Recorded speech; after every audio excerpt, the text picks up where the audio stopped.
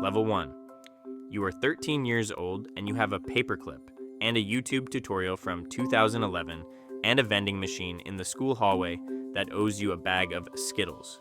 The machine doesn't owe you anything. You know that. You do it anyway because the kid in 6th period said it couldn't be done, and you needed him to be wrong more than you needed the Skittles. It works. Not smoothly, not impressively. You hold the bag for a moment and feel something you will spend the next 15 years chasing and never quite naming. The machine has been beaten. The system has a gap. You found it. That is new information about the kind of mind you have. You don't examine it yet. You eat the Skittles on the bus ride home and start thinking about what else has a gap. Level 2. Your school's Wi-Fi password is stored in plain text in a config file that took you 40 minutes to find. You know this because you spent a Tuesday night reading a forum thread from 2014 written by someone with a username you still remember, and then it was midnight and you had already tried it and it worked, and now you were sitting in the dark with access to a network that isn't yours. Not a crime, not exactly. You tell yourself that. What you don't tell yourself is why you needed to know you could. The surface answer is curiosity. That answer is fine. It is also not the complete answer, and the incomplete part is the part that will matter later. Level 3. You are 17 and you have a Discord server with 11 people in it and a reputation that took 8 months to build from nothing. You are selling cracked accounts now. Not ransomware, not corporate targets. Streaming subscriptions, $30 here, $40 there, small enough to feel theoretical. You have a spreadsheet.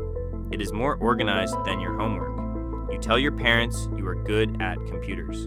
They nod like that explains something. It explains everything and nothing at once. A kid on the server gets caught, not because he was careful, because he wasn't. You note the difference, you file it, not as a warning, as a lesson in operational precision, which is what you call it now. Level 4, 22 years old. A company's internal database is sitting behind a login page that hasn't been patched since the previous March, and you found it in 11 minutes using a tool you wrote yourself.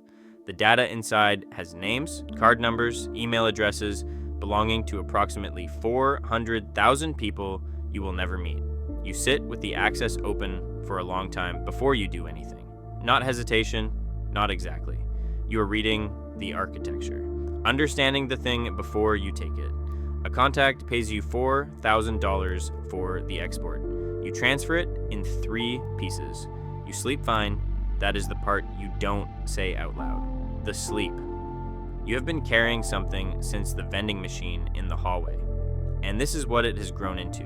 And you haven't looked at the original thing directly in a long time because the structure you have built around it is easier to focus on. Level 5. The company is worth $11 billion. Your entry point is a phishing email sent to a mid-level IT contractor at 7 a.m. on a Monday when attention is lowest and coffee hasn't finished working. He clicks. They always click. You are inside the network for 22 days before you move anything. Patient in a way that would be unrecognizable to the 13-year-old with the paperclip. You extract $47 million routed through 6 jurisdictions in under 4 hours. The news calls it sophisticated. You call it methodical. There is a federal task force now.